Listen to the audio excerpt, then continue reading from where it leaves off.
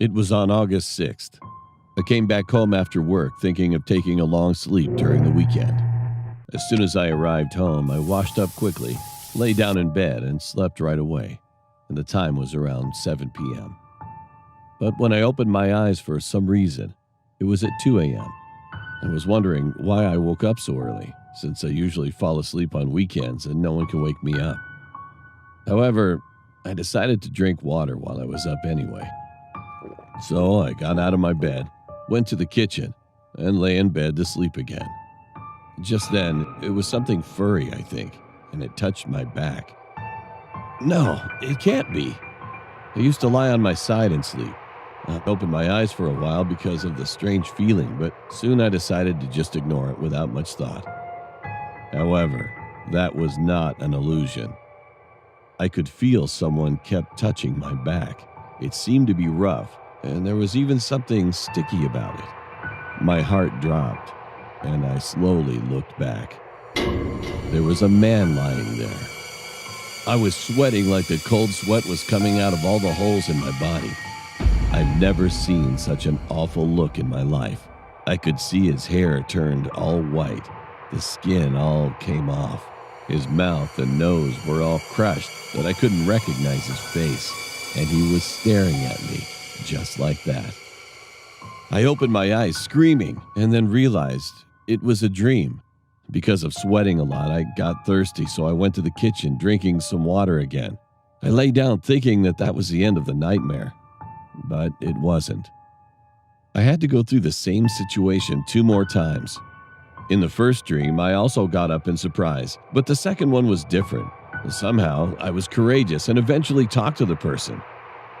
"Why are you doing this to me?" Then he beckoned to me instead of answering, and it felt as if he were asking me to follow him. "If I follow you, you won't be in my dreams anymore?" He nodded and headed to the kitchen.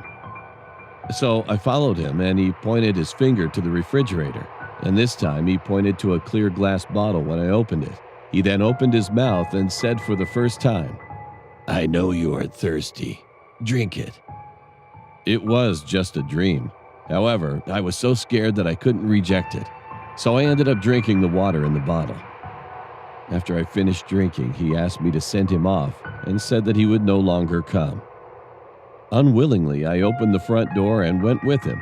Even though my house was an apartment, there were no elevators and stairs in my dream, and we went straight out to the yard.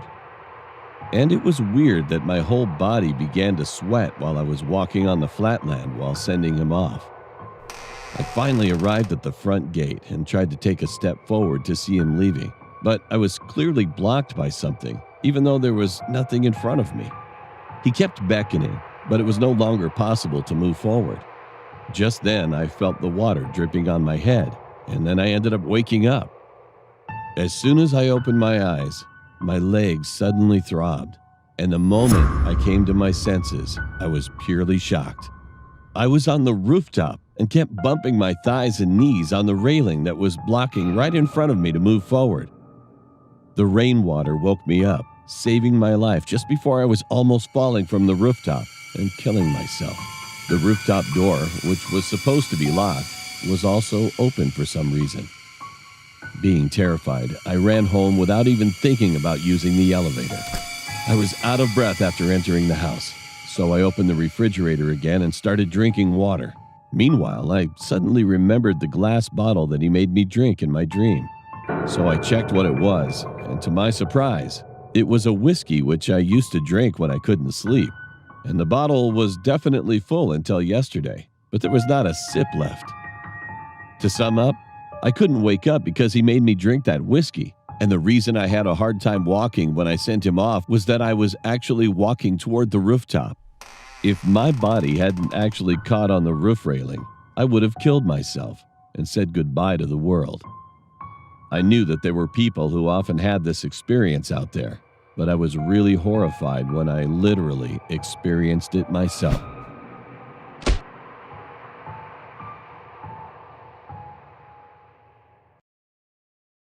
Thanks for watching. Subscribe to the channel to get our latest exclusive videos. Plus, hit the bell so you don't miss a single one.